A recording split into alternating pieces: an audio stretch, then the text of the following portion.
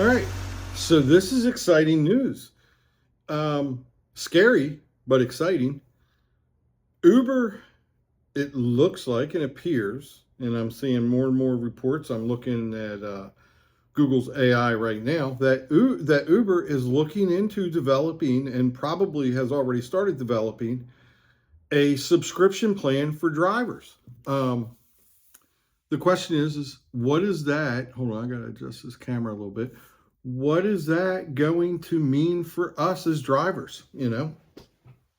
Is it going to be a good thing or a bad thing? I wish I knew. I wish I knew.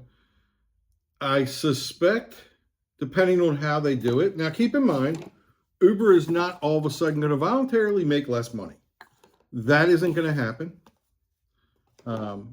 So I think what they're going to do if they do this, and they'll probably test it in specific markets where they see the most potential to increase driver availability and decrease what they pay drivers, most likely.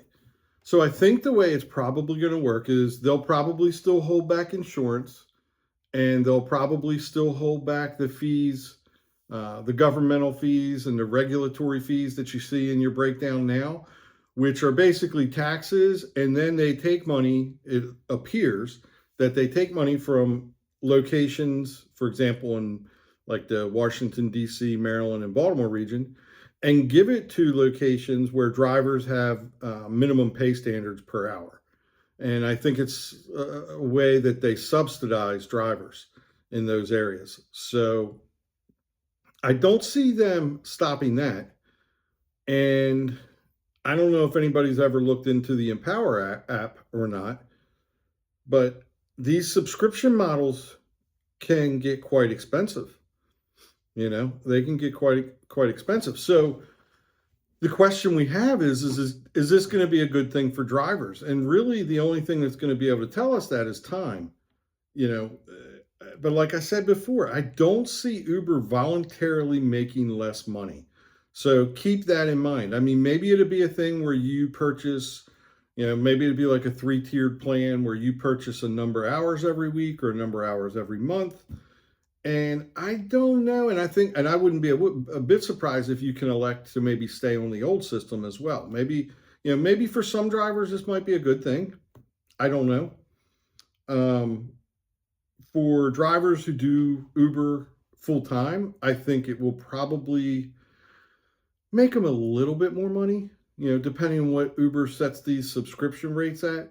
But the good news is that they're looking into different models. So, and from what I've read online, this has a lot to do with India and the Empower app that where it's a subscription based app. You set your rates, you keep 100%, you just pay the monthly subscription. I have used Empower a long time ago when I was doing Black Car. I didn't do a lot of rides. I think I did one or two. I want to say I did one ride, maybe two. As I remember, it wasn't all that bad. The problem I have with Empower is it legal? I don't know the answer to that question. I know they had some legal troubles down in Washington, D.C. last year. I don't know. I've looked online and I can't find anything if they got it all squared away. So I don't know if it's legal. I don't know if they provide any kind of car insurance or anything like that. So if you are going to consider doing Empower and you're in a region that has the Empower app, I would look carefully at the insurance and make sure that you're squared away with that. Make sure that you have the proper commercial insurance, or make sure that they're now providing commercial insurance for the ride. I don't know. But back to Uber, I mean, I think this is absolutely wonderful news. Just the fact that they're looking into, I guess, trying to make drivers a little bit more happy. All right, I'm going to go here to Yahoo News, and it says, Uber explores driver subscription model as ride prices rise. So it looks like last year, Gridwise, which is the app you have all heard me talk about. And although they didn't sponsor this particular video, I'll go ahead and drop the Gridwise link, my affiliate link. Actually, it's not really an affiliate link because I don't get anything from those clicks, I don't think. So what I would do is I'll drop the link to both this article and I'll drop the link to Gridwise in the description. But anyway, it says here, and this is March 6th, 2026. And let's see what it says. It says the move suggests that Uber is examining alternatives to long-standing commission-based structure where the company takes a percentage of each ride. Uber has already introduced a flat fee system for drivers in India following the growth of local rival Rapido. I don't know if I'm saying that. If you're from India, I hope I said that right. Which has been expanding rapidly in the market. In the US, the ride-hailing app Empower has also gained traction by promoting rides that cost about 20% less. Yeah, that sounds about right. Yeah, because if you're, for example, with Empower, you, like I said, you get to set your own rates. So if you can set them below Uber, it benefits you. So you have to find that sweet spot between what Uber is charging and what your monthly subscription is. And you can do that using ChatGPT and kind of estimating how many rides you're going to do. You know, after you do Empower for a little while, you kind of get an idea, I guess, how many rides you're going to get on it. And you can use ChatGPT to kind of narrow in and say, hey, what should be the best rate per mile that I set and rate per minute and all that kind of stuff. And I'm sure ChatGPT, I guess Claude could probably do it. Gemini would probably be real good at doing it. Any of these AI systems. I mean, if you're good at math, you could do it. But anyway, back to this article. Pricing pressures across the industry could also be influencing these experiments. So it says right here, yes, it's an experiment. And, you know, if Uber can figure out a way to make more money than they're making now, you can rest assured they will implement this. But it could be a way for all of us to make more money. I don't know. I would be open to exploring a subscription with Uber to see if I'm going to make more money or not. It's one of those things, I think if you're driving part-time, you might have a hard time justifying it simply because, and we're going to use, I'm guessing at these numbers, okay? I'm completely guessing at these numbers. But I could see Uber saying it would be $50 a week for X amount of hours, okay? If you can't get out there and work those hours, you're basically throwing a portion of that $50 away, okay? And you have to remember, just because you, let's say you go out and you get a ride and you subscribe for whatever Uber tells you, okay? Or offers you. Let's say you go out and get a ride. So now you have to, after a ride is over, you have to remember, if it was $100 ride, you can't sit there and say, oh my gosh, that was worth it. Because what if you don't get any more rides for the whole week, the rest of the week? For some reason you don't drive. Uber's old system would have taken $28 from that ride, supposedly. That's what their claim to fame is that it would have been 28%, which we all know is more once you count in the insurance that they take out, and the regulatory fees and whatever else they stack on top of that. So back to this article. Let's see, data from the gig working analytics, Gridwise. I'll throw that link in there. Maybe Gridwise is a really decent tool. It does. It tracks your miles. You can put your expenses in there. It will import your data from Lyft and Uber, and I think a couple other things like DoorDash and Amazon, something like that. But anyway, to import all that data and to give you a comparative analysis whether or not you're making money. So if you haven't already tried Gridwise, I encourage people to try it. It is a decent app. It's worth looking into. Over the same period, gross drivers per pay trip increased 3.6%. So it says here they upped the rider fee 9.6 and increased driver pay by 3.6. I don't believe that for a second. Statistics and percentages, they can be worked all kinds of ways. I don't know how accurate that is. And again, I don't know what their sample data was. Was it global? Was it regional? Did they do a small sampling from one particular area? I do not know.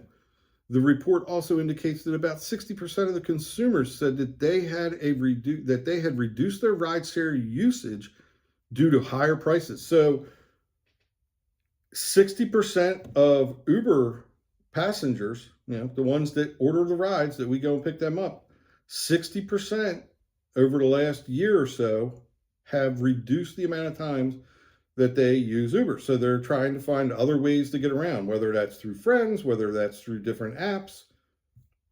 And Uber doesn't like to hear that. When they hear that they've lost any kind of market share, it's a big deal to them. Remember, they got to make their stockholders happy. They got to make their shareholders happy, and they have to show profits. Otherwise, what's the point? What are they even out there for if they're losing market share and they can't gain that back and can't show an increase? People are heads will roll. Keep that in mind. Heads will roll. All right, so 55% said that they would cut back on using Uber if fares rose even higher. So, so you got the 60% that said they already did, and then 55% said, yeah, we would definitely, use Uber less and go to other companies. I'm assuming either other companies or friends to get around. So let's see. Uber Technologies is expanding safety-focused ride option. I just do not see how this part of the article is talking about how they're going to allow women to only order rides from women. Good luck, ladies. Good luck. I understand you want to feel safe. Don't get me wrong. I have a wife. I have a daughter. I understand you want to feel safe, and I would want them to feel safe. But there are not a lot of lady Uber drivers. They're out there. But when you look at the ratio of men drivers to women drivers, there are many more men out there driving than there are women, number one. Number two, just the very thought of this is it's disenfranchising. So, and I'm going to take this out to the most extreme. But what happens when you get somebody who says, and it could be a man, it could be a woman, it could be anything, that says, you know what? I only feel safe with a white driver, or I only feel safe with an Asian driver. I only feel safe with another black driver. Okay, this is a dangerous slope, and I just don't see how Uber or Lyft, how this could even be held to be legal, but I'm not a lawyer, so I don't know. All right, let's move on because I don't want to waste time with that. I think there's enough rides out there right now. I really don't care about it. All right. Nationwide expansion comes as Uber faces thousands of pending legal cases. Well, here's an idea, Uber. Okay, that's why they're trying to expand this, let the ladies drive the ladies thing, is because they're getting their pantsuit off every time you turn around because they do not do, evidently, adequate background checks. I am of the opinion that Uber drivers should be no different than limo drivers, taxi drivers, bus drivers. Fingerprints, okay? This online background checks is obviously not cutting it. So again, Uber and Lyft went to lawmakers in the very beginning of Uber and Lyft and said, we can conduct adequate background checks. No, you can't. Not if all you're doing is looking online. You can't. You have to do these. You have to do an FBI fingerprint background check, in my opinion. So, all right. So it doesn't really look like it's saying anything more about this experiment, quote unquote, that they're going to be doing with a subscription system for drivers. But I'm going to look more into it, and maybe I'll do a short update video and let everybody know. But this is something new. I don't know what it's going to mean for me and you, but this is something new. I'm looking at it positively simply because it means one thing, that Uber, the culture at Uber might be changing a little bit, and not because they care. Okay, don't get confused here, because they're worried about their share of drivers going to other companies, Empower, starting their own little side gig, doing stuff. You multiply, if you got 1,000 drivers out there right now in Maryland, there might be more, I don't know. But let's say there's $1,000 out, or 1,000 drivers out there, and let's just say 10% of them are willing to do private rides for people. That adds up. Now multiply that over the entire country, then multiply that over every market that Uber is in. You don't think that these guys in India, where this supposed problem is stemming from, according to this article, you don't think they're not trying to do private rides here and there? It adds up. So I think this is Uber seeing time shifting and trying to adjust on the fly. So let's stay positive and hope something positive comes from this. I'm skeptical, but encouraged, if that makes sense. I'm encouraged. I want to see what kind of system they might develop and how well it will work for drivers. All right, so that being said, and I know there's a particular person out there that hates when I say that. I don't know why. I don't see what the big deal is. But anyway, here. I'm going to go ahead and wrap this video up, and I'm going to drop the links below, both to Gridwise and to this article.